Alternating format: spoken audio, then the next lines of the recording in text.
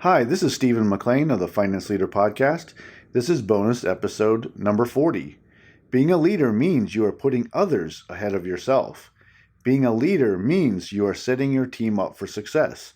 And being a leader means you realize you can't get it all done by yourself, which means you have to develop your team so they can help you with the tough tasks and projects. And developing your team means you have to take risk and they will make mistakes. Can you handle your team making mistakes? This is the personal obstacle and mindset that you must overcome. A mistake being made by your direct report, but it creates a learning opportunity, and that is when we develop our team to become better. We take risk with a team member on a tough task. They either perform exceptionally well and not much needs to be corrected, or they will complete the task to standard but with a few places that need improvement. But that is okay, because that is where the magic of personal growth occurs. So resist micromanaging every task. And if you are a senior leader, encourage risk-taking so that everyone in your company has an opportunity to grow. Let's eliminate micromanagement at all levels, because that is how you build a high-performing, well-developed, and loyal team that does not feel coerced as they complete their work. Season 11 of the podcast will debut on July 26th. I can't wait to share. This week, I am sharing episode 63, Self-Awareness and Reading the Room. I am asking leaders to be more self-aware of their thoughts, words, and actions so that they are continually focused on building trust. Please enjoy this encore replay of episode 63, Self-Awareness and Reading the Room. Thank you, and enjoy.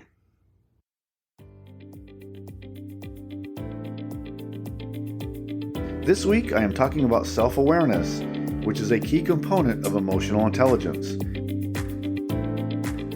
Leaders must be self-aware of their thoughts, actions, words, and behaviors, so they are constantly working to build trust and develop their teams. Self-aware leaders know what is appropriate and what isn't appropriate. Emotionally intelligent leaders can read the room properly that leads to a positive outcome. Please enjoy the episode. Welcome to the Finance Leader Podcast, where leadership is bigger than the numbers. I am your host, Stephen McLean. This is the podcast for developing leaders in finance and accounting. This is episode number 63, and I will be talking about self-awareness and reading the room, and I'll highlight the following topics. Number 1, the great leaders are emotionally intelligent. Number 2, think before speaking or taking action. And 3, read the room so you understand the tone and mood of any gathering. Author and neuroscientist Robert Cooper said, "Emotional intelligence is the ability to sense, understand, and effectively apply the power and acumen of emotions as a source of human energy, information, connection, and influence." This episode wraps up Season 7, and for the next several weeks, I will be offering bonus content while I prepare Season 8. So let's review what we covered in Season 7. The first episode of the season was episode 57, and that was Own Your Career. Now, in this episode, I asked, are you planning out your career moves, or are you waiting on someone else to give you an opportunity? You must take ownership of where your career is headed. In episode 58, and that was about building your professional foundation, your foundation establishes your professional credibility and expertise, which is key to being a sought-after finance and accounting leader. Embrace a lifelong learning mindset to firmly establish your professional foundation. Now, episode 59 was about perfecting your presentation skills.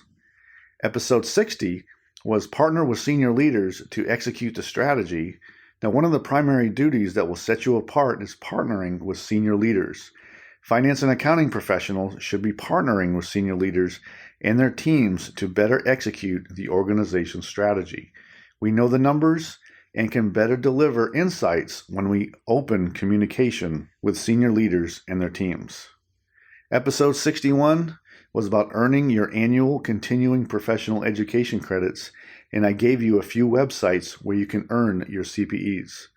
And last week was episode 62, What Leaders Do. The most important responsibility leaders have is to grow other leaders.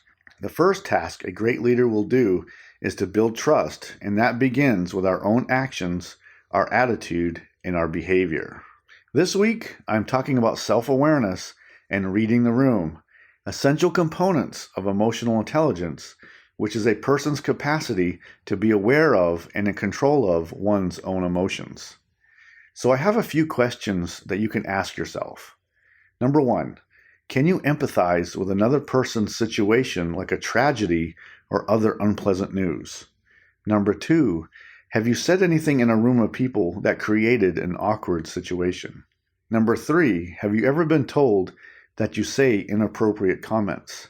And 4, do you genuinely care about other people and do you show it? Emotional intelligence is key to having a successful career. I talked about emotional intelligence in episode 27. So you haven't listened to that, you can go back and listen to it when you can. Being self-aware of your emotions, your actions, and your words around and with people is essential to everything you are doing as a leader. It affects your ability to lead effectively and to build trust. These are skills related to being the type of leader that people will want to follow. And I talked about that last week and what leaders do. When we are self-aware, we can check our bias to ensure we treat everyone fairly. Be aware of favoritism you may have and also the opposite if you are showing a dislike for someone.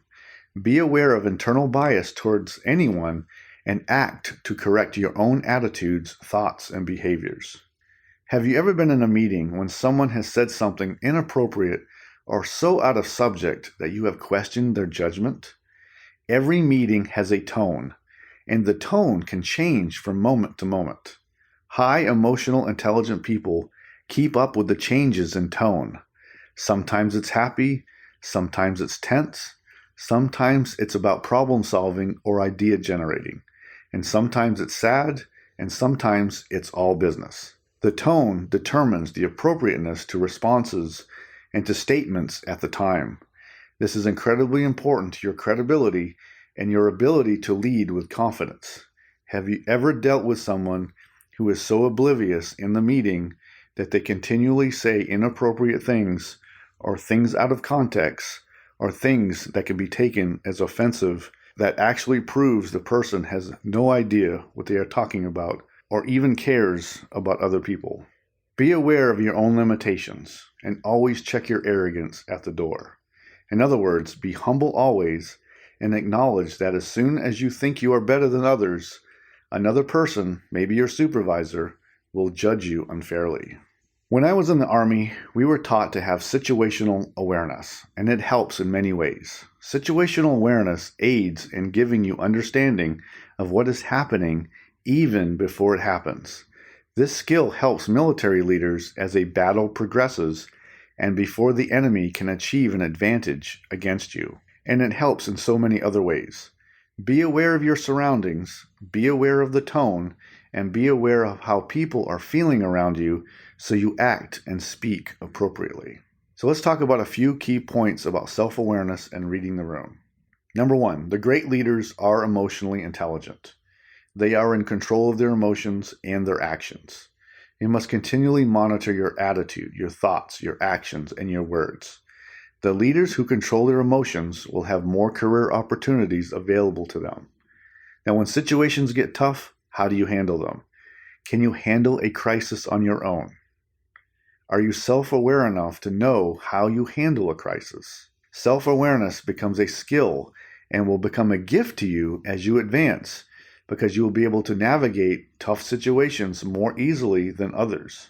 Know how you have responded in the past so you don't make the same mistake going forward. Can you do that? Are you able to see yourself in how you affected others? How you reacted versus how you should have reacted? I reflect often about my own actions and thoughts, to not dwell on them, but to learn and grow from them. I won't let a mistake stop me, but a mistake in the past can grow me to be a better leader in the future if I can understand myself better and apply my learning to my own leadership ability. Number 2, think before speaking or taking action. Approach every situation with a cool head and ready to lead with confidence. A leader makes everyone around them better, and this is achieved by leading with compassion, confidence, and situational awareness to achieve a positive outcome. Don't let your emotions take you to an unpleasant place where you lose your credibility, your team, and the next opportunity that could help you in accomplishing your long-term goal. Be composed. Be the calm in the storm. Be the rational presence in the organization, because if you do, your patient leadership might be noticed during the next crisis. Additionally, acknowledge and understand any bias you have so you treat people fairly. Unrecognized personal bias leads to unfair outcomes for those you lead and your entire team. When you don't check your bias and learn to correct it, it may lead to bad outcomes for yourself, including the loss of your friends and your career. Now, number 3, read the room so you understand the tone and mood of any gathering. Reading the room is a skill to know what to say and when to say or not say it. If you get it right, you will be sought out to lead. And if you get it wrong, you will lose your credibility quickly. Gatherings, meetings, and other people situations have a tone. Something said in one gathering may not be appropriate in another gathering. Not only you must be aware of what you are saying should be fitting the tone, but also ensure you don't talk too much. Know your role and don't be the irritating one in the room. Contribute the right amount to the dialogue. We all have a story about someone speaking too much or out of context, or who thought they knew something when they didn't. If you want to be taken seriously and maintain your credibility, you must have self-awareness and be able to read the room. Emotional intelligence is a key component of leadership in advancing your career. I have seen many times when someone in a leadership role says something awkward or inappropriate in a meeting because they did not recognize the tone of the meeting or were completely unaware that what they said was wrong or offensive. Additionally, reading the room helps you to navigate when and how to shape positive outcomes for whatever the discussion or meeting goal is. For action today, how self-aware are you? Are you aware how your thoughts, actions, words, and behaviors affect the people around you? Do you have trouble reading the room? If you don't really know, ask a trusted friend or colleague. Actually, I want you to do this anyway, because if you have little self-awareness already, you may not be able to self-assess this correctly. Ask a colleague who will tell you the truth and where you will not be offended when you hear it. Strive to think and assess before speaking and acting so you are in line with appropriate behavior. The goal of leadership is to grow others and to shape positive outcomes. But if you lose credibility, you will not be able to conduct either. This episode is sponsored by my website, financeleaderacademy.com, and my career development course called Advance Your Career, Developing a Promotion Strategy that will set you apart. To achieve your career goals, you must be willing to take risk to set yourself apart from your peers. Finance and accounting professionals are already expected to be technically competent. This course helps you establish your professional foundation and how you can set yourself apart from your peers by growing your leadership skills and developing your executive presence. You can go to financeleaderacademy.com for more details on this career advancement course. The link is also in the show notes for this episode. Thank you. Today, I talked about self-awareness and reading the room and highlighted the following points. Number 1, the great leaders are emotionally intelligent. Number 2, think before speaking or taking action. And 3, read the room so you understand the tone and mood of any gathering. People lead through confidence, caring, and trust, or, unfortunately, through coercion. Part of that is the ability to empathize and be emotionally intelligent. Lacking control of your emotions will lose trust on the team, especially when you can't read the room properly. When you interact with your team, are you aware of what you say and how you carry yourself? Your team and those you work with, like your peers and senior leaders, will continually judge your ability to interact well with other people. Be observant of your own thoughts and feelings so you improve your outlook and approach to situations. For the next few weeks, I will be sharing bonus episodes as I prepare Season 8. Season 8 will be all about becoming and performing as a CFO. I can't wait to share. And don't forget that I have a Facebook group called the Finance Leader Podcast Community. This is a place where we can help each other to grow and be prepared for the next step in our careers as finance and accounting professionals, so please join. The link is in the show notes with this episode. I hope you enjoyed the Finance Leader Podcast. I'm dedicated to helping you grow your leadership because it is leadership that will set you apart from your peers. You can get this episode wherever you find podcasts.